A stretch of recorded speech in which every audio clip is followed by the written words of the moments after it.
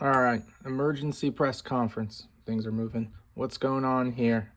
I planned to do a video sometime soon about my journey switching from Plan A to Plan B suppressor mounts. What I've done the last couple days is start that conversion. There's a lot of history about Plan A, Plan B, suppressor mounts, things like that. I kind of want to talk about, go over my experience with various platforms. I've done some videos on Allen engineering stuff that I've had for a long time, but the Griffin Plan A system that you can see here is something that I've been using for a very long time on my hub mounts. So without going into this directly in this video, I have run into my first problem with the Plan B system. You can see here on these three different setups I have in front of us, I have done my Griffin taper, aka Plan A to Plan B conversions with three different manufacturers, flash hiders, and mini brakes. This is a Kaw Valley on a 9mm 1/2x28. This here is a 1/2x28 5.56 Lantac. Very, very cool piece. I did a little YouTube short on it. Machining is fantastic on this one, but that's not why we're here. And this one here is a Wolfpack Armory recessed Night Howler Plan B flash hider.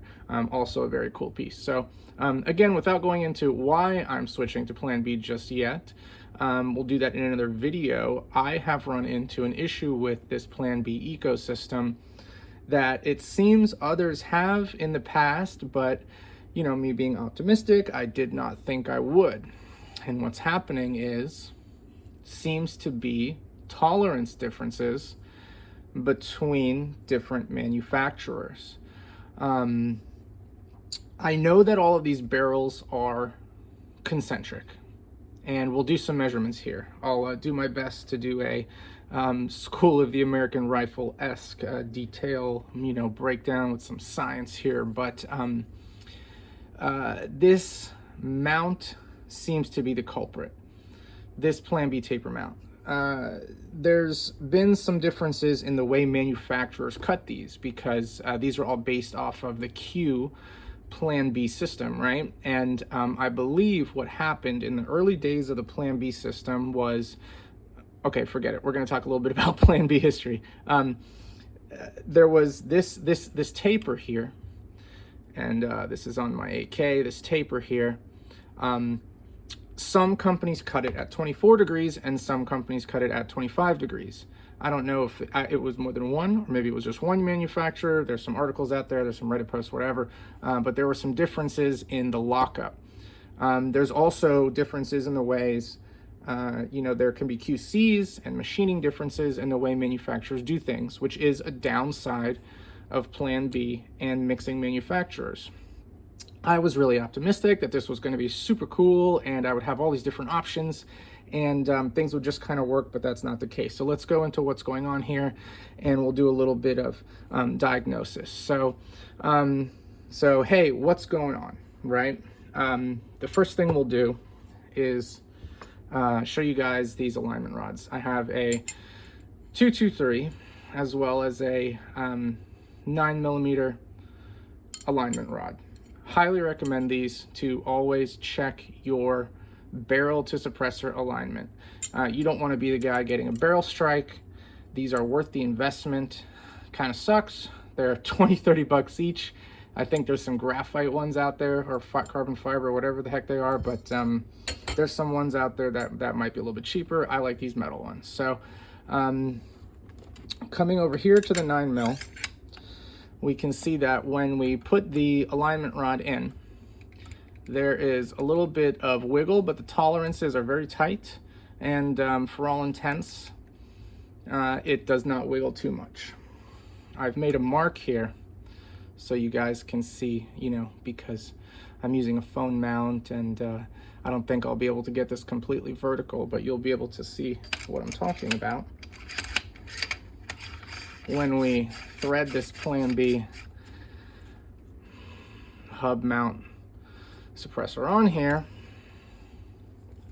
And I didn't really think this through, so bear with me. You can see that it's touching one side of the end cap, and the other side here is really open, and that's no bueno. That's no bueno, as they say in Switzerland. It's not good. So why is it doing that? Well, something is not to spec, and something is not within tolerance or what have you. And let's do it again. Let's do it on something else before we take some measurements here. Let's take a look at another known concentrically cut barrel that I have. This one will be in 223. A little bit of a hot dog down a hallway here with this 9mm suppressor on the 223, but it will still work to show the point, and it will still suppress, and it will still work nicely. But what we're gonna do is take a look at how far this is from the edges, and you can see that blue mark right there, the mark that I made when I kind of figured out what was going on. And you can see even the 223 rod favors that side of our hot dog down a hallway example here. So it's repeating itself, right? Both examples have shown that this adapter, once screwed on, and the amount of threads and the thread pitch for the Plan B system is, or should be, all the same on these suppressors. So this landing on the same spot each time is telling us that it's threading on pretty much in the same area, and the rods, the bore guide rods, are touching in the same area. So it's threading on very similarly, and it's locking up very similarly on both adapters from two different companies. Not great. There's a third one here. Even on the AK, which, you know, we all know AKs are trash. AKs suck. Just kidding. They're really cool. Don't get mad at me, AK guys.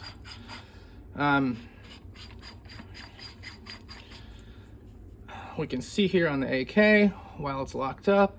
Let's see if we can see it a little bit better. You can see right in that angle, that's also favoring one side as well. It's not so bad on this one, which is actually kind of funny because I know that this barrel is not concentric, but the adapter is making it more concentric because, and I'm gonna set this one aside for a second. The adapter is making it concentric because it's favoring one side, or at least more than it normally would. I feel like if it was completely level as it should be, it would actually be closer to one side, which is a whole different point entirely. But, so let's do another check. Let's do some science. It's not science, it's just a digital meter, digital calipers, whatever you want to call it. Okay, we're back on, we're gauged.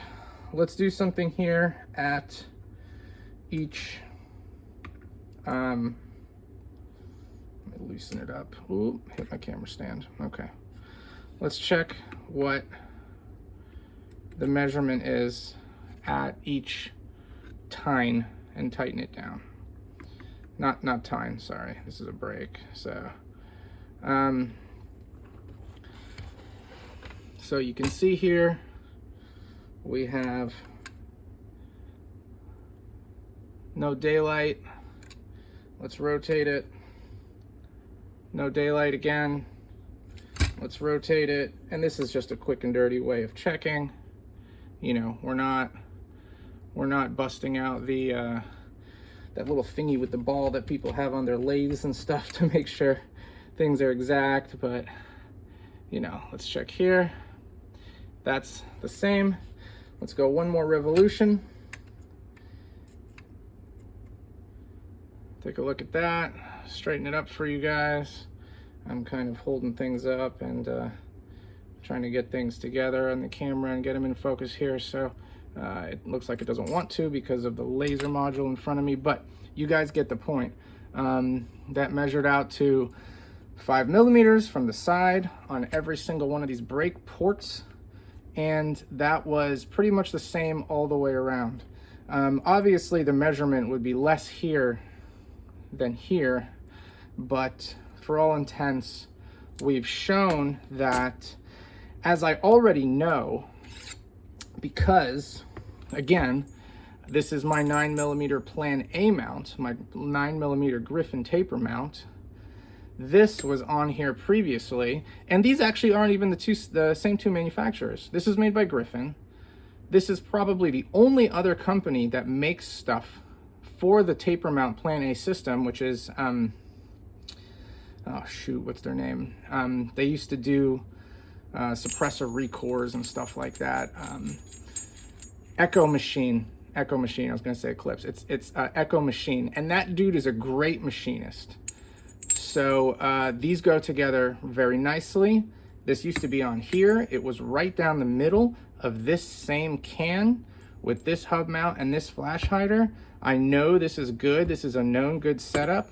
We just measured this out, and you guys saw how earlier in the video that guide rod was touching this. So I don't think it's the brakes. I'm almost certain that my issue here, I'm 98% sure, is this somehow has not been machined correctly. This hub to Plan B adapter that I purchased is out of spec somehow, and is not good, not great. So this is my first foray, my first entrance, my first time messing around with the Plan B system, and I was hoping this wouldn't happen. I kind of had an idea that this might happen with all the different manufacturers, but it looks like I've run into my first issue that I did not have with the taper mount system. So I'm gonna do a longer video, well, maybe not longer than this one, we're already about 12 minutes, but a video overviewing the Plan A to Plan B system, and with an update, because this one's getting RMA'd, and I will be ordering a new low profile Plan B mount to hopefully rectify this issue. So I'll keep you guys updated, but I just wanted to go over with a little bit of measuring here, a little bit of background, a little bit of science, a little bit of description about what I ran into this week during my little Plan B adventure. So if anyone's having any issues with this stuff, definitely get guide rods, definitely get suppressor alignment checking rods. Always check your measurements, or you will be getting baffle strikes. All right, see you guys.